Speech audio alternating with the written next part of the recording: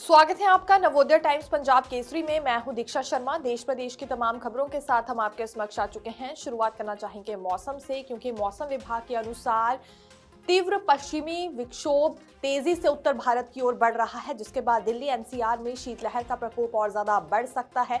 इतना ही नहीं, आज बारिश के आसार भी जताए गए हैं। दोपहर के बाद रात के समय तक बारिश हो सकती है। इसी के अलावा तापमान में और ज्यादा कमी आ सकती है, यानी कि पूरी तरह से कड़ाके की ठंड और ज्यादा बढ़ने वाली है। और बात पहाड़ी इलाकों की करें तो आज के लिए बारिश बर्फबारी के आसार जताए गए हैं। तेज बर्फबारी होने वाली है। ओलावृष्टि के भी आसार हिमाचल प्रदेश और उत्तराखंड में जताए गए हैं।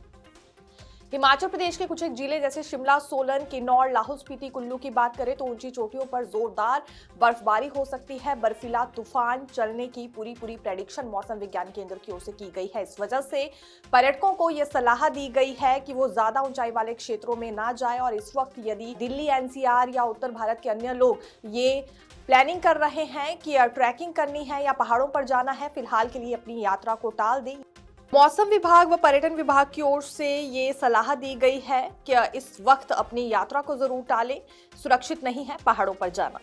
United forum of bank unions की हड़ताल के ऐलान के बाद एक बड़ी बैठक सोमवार को ली गई थी, जिसमें कि वित्तीय सचिव की ओर से ये निर्देश जारी किए गए हैं सभी बैंक्स को कि सेवाएं जारी रहनी चाहिए सुचारू रूप से। इस पर कोई भी रोक न लगाई जाए और कोई भी परेशानी ग्राहकों को नहीं आनी चाहिए।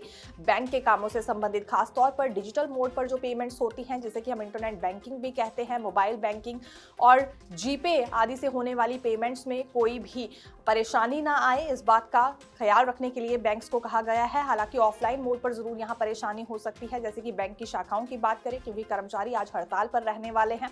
4 रोज पहले बैठक बुलाई गई थी इन कर्मचारियों के साथ, और ये 5 डे वीक की क्योंकि लगातार मांग उठा रहे हैं पिछले कई वर्षों से।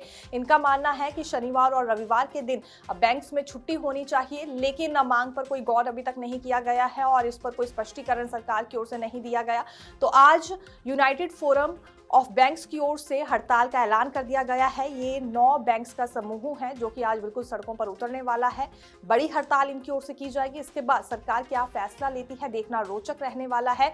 लेकिन आज कुछ एक कामकाज जरूर प्रभावित हो सकते हैं यदि आप बैंक शाखाओं में जाते हैं। लेकिन बैंक्स की ओर से यह आश्वासन भी दिया गया है कि डिजिटल मोड पर जो भी पेमेंट्स होंगी या सेटलमेंट या ट्रांजैक्शंस इस तरह की रहती हैं, फिलहाल उसमें कोई बाधा नहीं आने वाली है। इस बात का खास ध्यान बैंक्स की ओर से रखा जाएगा। प्रधानमंत्री नरेंद्र मोदी IEW 2026 सम्मेलन का आज उद्घाटन करने वाले हैं। वहीं दूसरी ओर भाजपा के राष्ट्रीय अध्यक्ष नितिन नवीन आज पहुंचने वाले हैं पश्चिम बंगाल में। पश्चिम बंगाल का दौरा इनकी ओर से किया जाएगा। सभी जानते हैं अभी पश्चिम बंगाल में चुनाव होने वाले हैं और उससे पहले भाजपा को बूथ स्तर से मजबूत कैसे किया जा सकता है इस राज्य में, इस बात पर चर्चा होने वाली है। सभी संगठनों से वहां पर ये फीडबैक लेने वाले हैं, सभी बड़े नेताओं से भी चर्चा करने वाले हैं।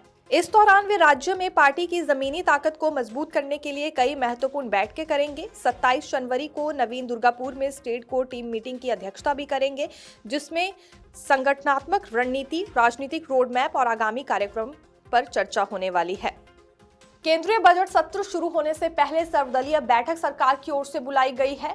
आज ये बैठक होगी जिसमें कि विपक्ष के साथ भी चर्चा होगी, समन्वय बिठाया जा सके सदन में। इसके अतिरिक्त सभी मुद्दों पर विस्तार पूर्वक ढंग से चर्चा हो सके और विधायी कार्य सूची में भी एक तालमेल विपक्ष और सत्ता पक्ष के बीच बन सके, इसीलिए ये सर्वदलीय बैठक बुलाई गई है। लेकिन हर बार की तरह हम देखते हैं कि कई मुद्दों पर बहस जरूर होती है, लेकिन कौन से मुद्दे उठाए जाएंगे और फिलहाल केंद्रीय बजट में क्या कुछ खास रहने वाला है, इस पर भी चर्चा होगी।